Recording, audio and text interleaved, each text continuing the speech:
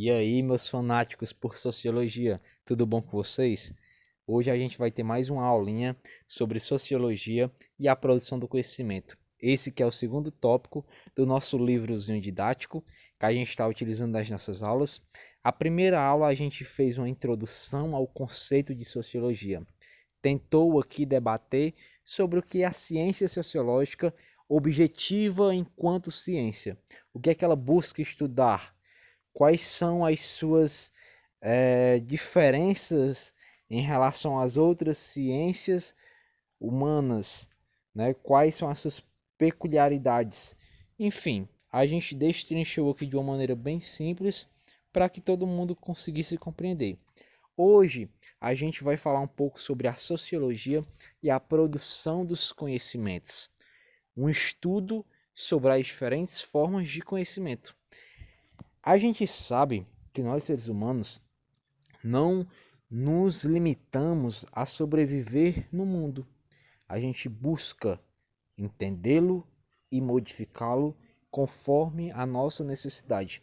E além disso, a gente sempre busca transformá-lo e repassar o conhecimento que é originado a partir dessa interação com o meio, da experiência e da vivência ao longo dos anos, ao longo do tempo, certo? Então, uma das características principais do ser humano é a produção do conhecimento e como ele vai se relacionar em sociedade a partir desses conhecimentos. Aqui a gente vai falar principalmente sobre 4 tipos de conhecimentos. Mais à frente vocês vão identificar, certo? Então vamos lá. Primeiro vamos retomar logo o conceito de sociologia. O que é sociologia?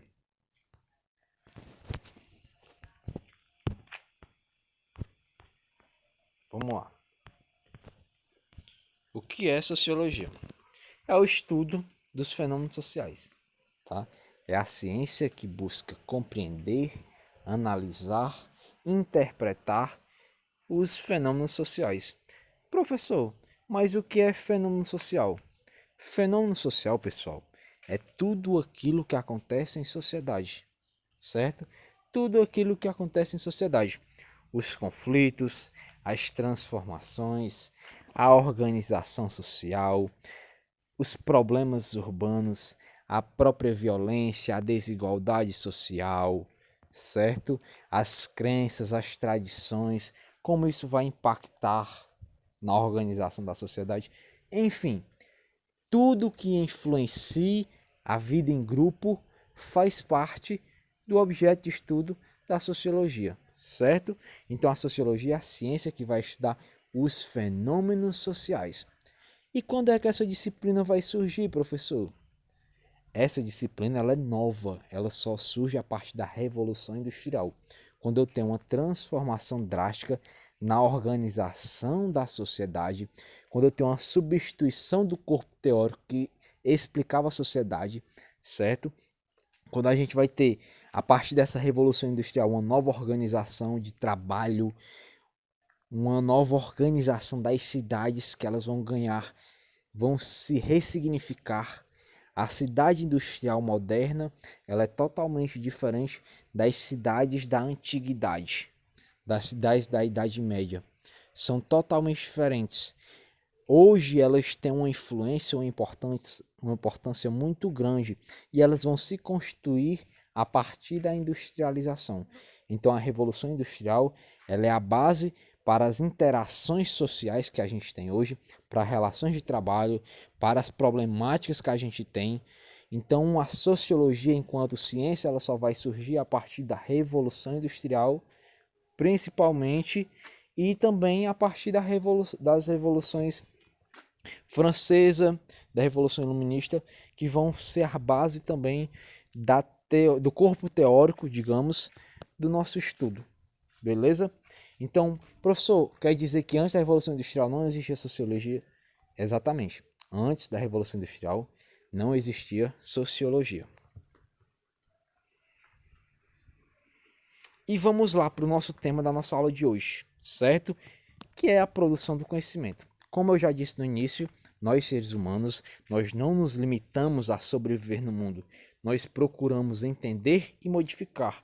E a partir dessa busca por entender e modificar, nós estamos interagindo com o mundo, estamos buscando, estamos refletindo sobre os fatos, sobre os acontecimentos.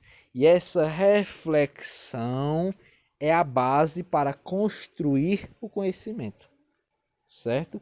Então nós seres humanos, nós somos construtores do conhecimento. E além disso, além de construir o conhecimento, nós conseguimos repassar isso de geração para geração. Imagine você, há 5 milhões de anos atrás, você puder voltar no tempo, você voltou para 5 milhões de anos atrás. Não tem nada. Imagine que não tem nada, certo? E você está em um ambiente hostil, isolado, sozinho, e você começa a se perguntar e se questionar sobre tudo aquilo que você está visualizando. Começa a chover e você não sabe o que é isso, e você olha pro céu e tá tudo muito escuro e você sente medo, e você vê animais totalmente estranhos. Enfim, você começa a se questionar sobre tudo. Você ia ter que percorrer um longo caminho até chegar a um pouco do conhecimento que a gente tem hoje. Você ia ter que descobrir por si, sozinho. Hoje não. No mundo que a gente vive, já existem várias instituições responsáveis por nos passarem tais conhecimentos. A nossa família, os nossos amigos, a igreja, a escola, enfim, várias instituições que nos dão essa primeira visão do mundo. Tá certo? Então nós já nascemos, nós já crescemos sabendo muitas coisas. E nem sempre foi assim. Beleza? Então nós seres humanos conseguimos, a partir de vários relatos, a partir de experiências, a partir de uma longa evolução, compreender e dominar certos conhecimentos que são repassados de geração para geração e reproduzidos. Beleza? Então a nossa principal característica é a produção do conhecimento. Aqui eu posso elencar para vocês 4 tipos de conhecimentos principais. O conhecimento de senso comum, que é aquele conhecimento de mundo, certo? O conhecimento religioso, que é o conhecimento sobre a sua crença divina, que é repassado também de geração para geração. O conhecimento filosófico, que é o questionamento sobre a individualidade, sobre a sua realidade, sobre vários pontos. E o conhecimento científico, certo? Que é um conhecimento mais sistemático, metódico, onde eu vou seguir vários passos até chegar a um denominador comum, até chegar em um resultado. Para começarmos, a gente vai falar um pouco sobre o conhecimento empírico. Esse conhecimento empírico a gente pode entender também como sendo o conhecimento do senso comum. E essa imagenzinha aí, ela é bem autoexplicativa. Eu coloquei aqui os nossos sentidos porque eles são extremamente importantes na percepção do mundo, na visualização e no entendimento do mundo a partir da nossa própria vivência, certo? Então o conhecimento empírico é o conhecimento do senso comum. Eu vou falar aqui para vocês algumas das características do conhecimento do senso comum. A gente pode dizer basicamente que ele é um conhecimento do cotidiano, que ele é formado a partir de hábitos, de crenças, de preconceitos. E quando eu falo preconceitos, não no sentido pejorativo da palavra, mas na questão de um conceito prévio, certo? De um conceito primeiro, de um conceito primário. Nas tradições, é transmitido de geração para geração, ele vai embasar o nosso cotidiano e ele vai ajudar a gente a responder aos primeiros questionamentos sobre a realidade em que vivemos. Uma outra característica importante do senso comum é a subjetividade, ou seja, a individualidade que a gente vai ter a partir de certas vivências, de certas experiências. Por isso que os sentidos eles são tão importantes, certo? E um outro ponto é que ele pode ser generalizador. Como assim, professor, generalizador? Bem simples, você utiliza uma experiência pessoal para generalizar e a partir daí você cria uma regra, uma regra que não tem o objetivo de comprovar nada, mas apenas de generalizar uma determinada situação. A gente pode ver aqui alguns exemplos claros sobre o senso comum. O número 13, por exemplo, muitas vezes ele é associado ao azar, né? Sexta-feira 13, muitas pessoas evitam fazer muitas coisas nessa sexta-feira 13, vestir uma certa camisa com tal número, escolher esse número em jogo de aposta, enfim, atribui e associa o número 13 a um azar. A cor vermelha, que muitas vezes é associada ao amor e várias outras questões. Os chás medicinais, que é utilizado como um medicamento ou então como terapia, enfim, vários usos caseiros que podem ser utilizados, principalmente pelas nossas famílias, passar de geração para geração. Aqui, pessoal, vou fazer algumas perguntas que é para testar o nosso senso comum, certo? A ideia aqui é justamente conectar dois ou mais pedaços de informação, fazendo com que haja uma reflexão a partir da sua vivência, a partir do seu senso comum, certo? A primeira pergunta ela é bem simples.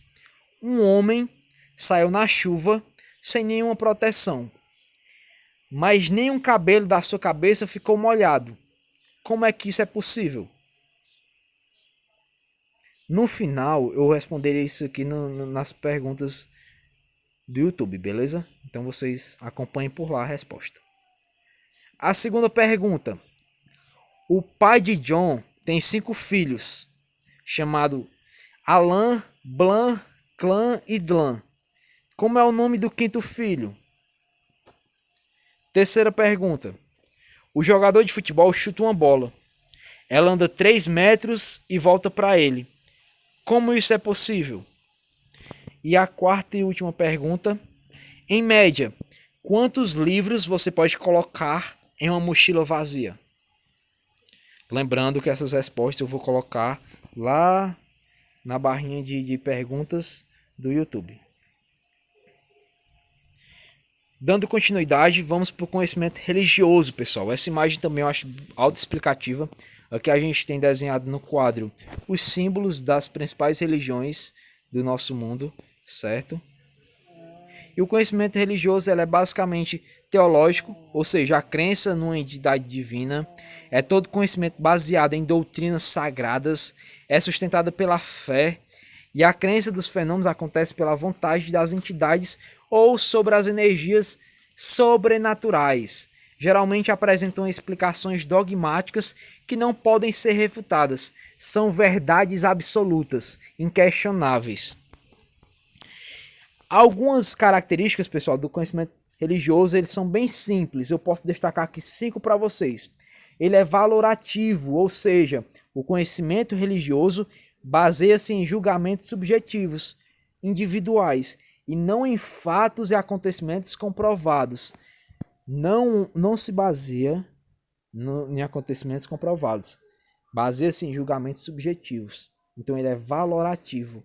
A presença da subjetividade é muito grande.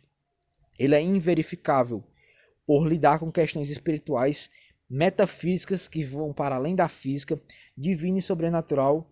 O conhecimento religioso não é submetido à verificação científica, então é algo que eu não posso comprovar por meio da ciência. Ele é infalível. O conhecimento religioso explica os fenômenos e mistérios da vida através de proposições dogmáticas, verdades absolutas, que não podem de forma alguma serem refutadas, certo? É sistemático, que independe da religião, o conhecimento religioso é organizado em um conjunto de regras e normas que o complementam. Toda religião, ela tem a sua sistematização, tem as suas regras, tem as suas normas de conduta, tem os seus deveres, tem os seus direitos, enfim, todas as suas religiões, elas são sistematizadas. Geralmente vai depender muito do país, da região que você nasça, que de forma inconsciente ela já nos é ensinada, nos é repassada e a gente acaba que se apropriando e utilizando ela no dia a dia. Ela é inspiracional. O conhecimento religioso é baseado em doutrinas e ensinamentos revelados de forma sobrenatural. dando continuidade, vamos falar sobre o penúltimo conhecimento, o conhecimento filosófico. Né? É um conhecimento fundamentado na lógica e na construção ou definição de conceitos. Ele busca questionar sobre a realidade. Se eu pudesse definir o que é filosofia para vocês, eu utilizaria da palavra do professor Mário Sérgio Cortella, onde ele diz que a filosofia é um grande ponto de interrogação, onde você vê a melhor coxinha do Brasil, pá, pontinho de interrogação. A pessoa mais honesta, pontinho de interrogação. A filosofia, ela nasce dessa forma, com espanto, com questionamento sobre vários fatos da nossa realidade, numa tentativa de tentar explicar de forma racional alguns acontecimentos, certo? Tem como objetivo, como eu já disse, encontrar essas explicações válidas, não se valendo de explicações sobrenaturais, fantasiosas, místicas, enfim, é baseado na razão, na lógica, na definição de conceitos concretos, certo? A atividade filosófica ela é uma reflexão crítica sobre as bases que tornam todas as formas de conhecimento possíveis. A atividade filosófica ela é uma reflexão crítica, então ela vai trazer para a gente esse novo olhar da realidade, uma nova visão. Eu posso fazer aqui para vocês uma referência do filme Matrix, o primeiro. Né? Tem uma parte, determinada cena, onde Morpheus, um dos líderes de Matrix, certo? Um dos líderes, na verdade, do mundo real de Matrix, ele faz uma proposta a Neo, que é um cara que vive numa bolha, que vive na própria matriz. E ele faz um questionamento para o Neo. De um lado, a pílula vermelha e do outro, a pílula azul. Essa pílula azul, se ele tomar, ele vai continuar enxergando o mundo da mesma forma como ele enxerga, tendo as mesmas certezas, vivendo da mesma forma como sempre viveu. E a vermelha, se ele escolher tomá-la, ele vai visualizar o mundo de uma outra forma. Uma forma mais questionadora, uma forma mais crítica da realidade, certo? E que uma vez tomando essa pílula vermelha, é impossível retornar para o que era antes. A filosofia é basicamente a mesma coisa. Você pode escolher tomar a pílula azul, que é seguir acreditando em todos os seus dogmas, seguir todas as suas regras, enfim, viver a vida que você vive. Ou você pode tomar a pílula vermelha e começar a se questionar sobre vários pontos, enxergar de determinadas formas, se questionar sobre as verdades absolutas, sobre as informações que vocês já recebem, sobre as crenças que lhes é repassadas, enfim. Então, a filosofia ela traz essa nova visão de mundo. E aqui eu destaquei duas perguntas principais que fazem parte da filosofia. Aquilo em que acreditamos define quem somos? A fé admite a dúvida? Enfim, fica o questionamento. E por fim, pessoal, o conhecimento científico. Essa imagenzinha aqui autoexplicativa, a gente tem aqui Albert Einstein, um dos grandes da nossa humanidade, da história da nossa humanidade, responsável por vários estudos importantes, principalmente na questão da física, né? Aqui o conhecimento científico, pessoal, ele nasce da necessidade do ser humano em conhecer como as coisas funcionam, em responder de uma forma metódica e sistemática, onde todas as pessoas, seguindo os mesmos passos, possam chegar aos mesmos resultados, certo? Então é um corpo composto e determinado como objeto. Ele busca entender como ocorrem as coisas e explicar como isso ocorre. A informação e o saber são resultados de uma intensa fonte de estudo, de busca constantes e de um longo passo a passo, certo? É muito comum a gente ouvir falar, é só uma teoria.